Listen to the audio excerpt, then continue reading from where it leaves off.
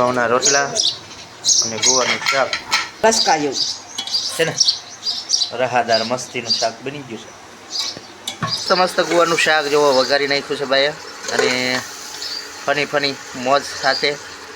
અને હેલો મિત્રો, જય માતાજી, દ્વારકાધીશ. સ્વાગત છે ફરીવાર અમારા નવા રેસીપીના વિડીયોમાં. તો આજે આપણે લઈને આવ્યા છીએ ગામડાના દેશી ઉનાળુ ગવારનું શાક. તો ઉનાળા ગવારનું શાક કેવું બને છે એ આ વિડીયોમાં બન્યા રહેજો. સંપૂર્ણ માહિતી આપશું આ વિડીયોમાં. અને ઉનાળુ શાક કેવું રસાદાર અને ચટપટું એવું બનાવશે. ફાઇનલી અમારી માણકીમાંથી ગવાર બૂચ મરી ગયો છે, તમે જોઈ શકો છો. ને બા આ બાજુ વીણે છે. બાપા અમારી વાડીમાં જ લાયા છે. વાડીમાં જ લાયા? તો મિત્રો તમારું વાત ખોટી. હા, અમારી વાડીમાં જ લાયા. અમારી વાડી કેવડી મોટી ખબર છે તમને? તો જોઈ શકો છો મિત્રો, આ ગવાર બીટી લીધો બા. આ બીટી વાયરો ગવાર વાડીમાંથી લઈને દેશી ગવાર છે. આ દેશી ગવાર છે. આખા ગવારનું શાક કરવાનું છે. આ તો આખા ગવારનું શાક કરવું છે. જો મિત્રો, બા બીટે છે ગવાર, અને અમારા બેન આ જો ડીટિયા એટલા બધા હે નીકળી ગયા. આવો કચરો કાઢી નાખ્યો ગવારમાં. તો ફાઇનલી મિત્રો હવે વઘારવા જઈશે બા. વાને ધોવાનો બા? ધોવો પડે ને, ધોવો તો જોઈએ ને. આ ગવારના ચીંગું બધી છોડવા હોય પછી ધોવી પડે, ભીડવાળી હોય. તો મિત્રો એટલે કે બના રહેજો. આ દેશી ગવારનું લચકા જેવું શાક કરવાનું છે આજે, તો બના રહેજો વિડીયોમાં. મિત્રો બાએ પહેલાં ચટણી કરી છે, અને ગુવાર તમે જુઓ ડોલમાં ભર્યો છે, અને આ બાજુ બેન જુઓ તમે રમત કરે છે લોટ બાંધવામાં.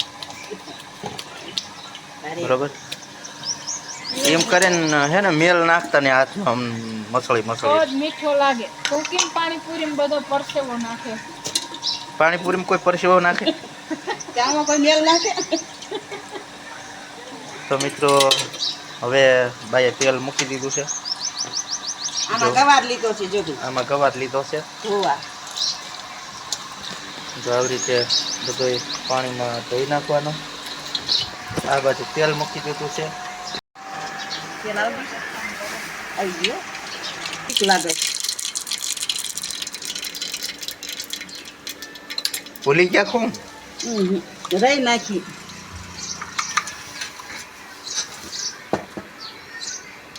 આ વઘાણી એડ કરી છે, ચા નાખ્યા છે. થોડા હિન્દી में वो लोग આવતા है हमारा बा, થોડા શીખી ગયા है. અને આ ગવાર નાખ્યા છે વઘારી.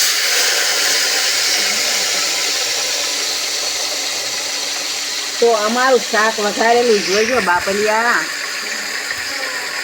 ગુજરાતી આવી ગયા.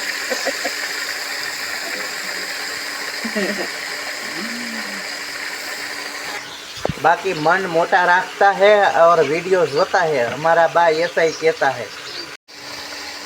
ये क्या नाका है? હળદર નાખ્યા છે. हळदर नाका है. આ લસણ વાળા મરચાં નાખ્યા છે.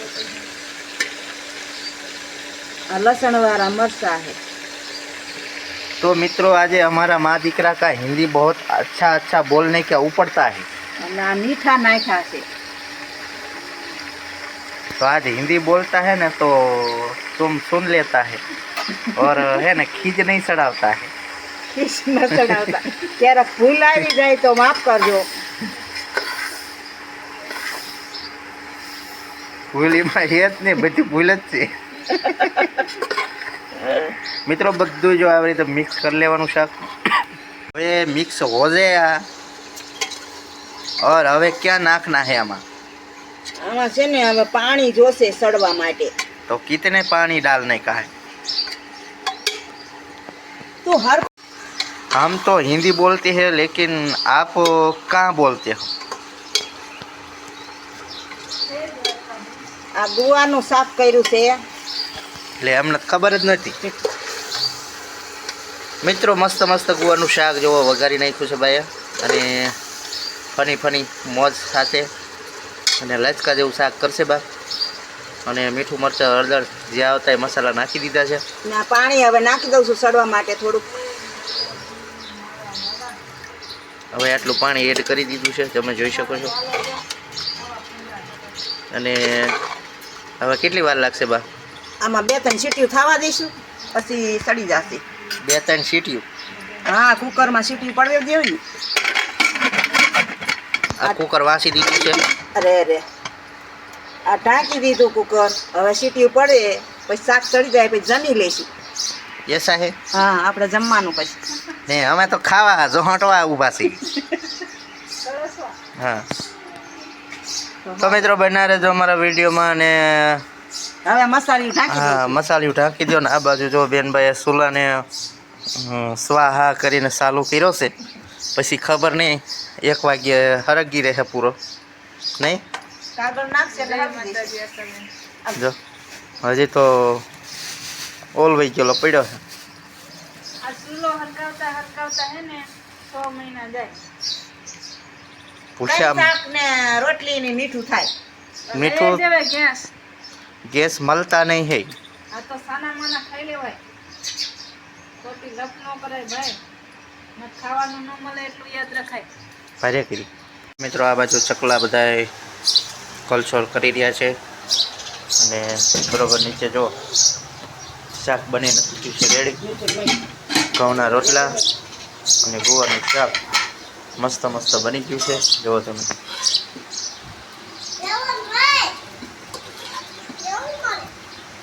અને આ બાજુ જો હજી લાઈવ રોટલી થાય છે. જો ગેસ ખૂટે તો કેવાય. જો બાપાનું મોરું શાક છે. અને અમારા બધાનું તીખું શાક છે. જુઓ તમે મસ્ત મસ્ત બની ગયું છે શાક ગુવારનું. જો લસકાયું છે ને રહાદાર મસ્તીનું શાક બની ગયું છે. પીરસે છે બા. જો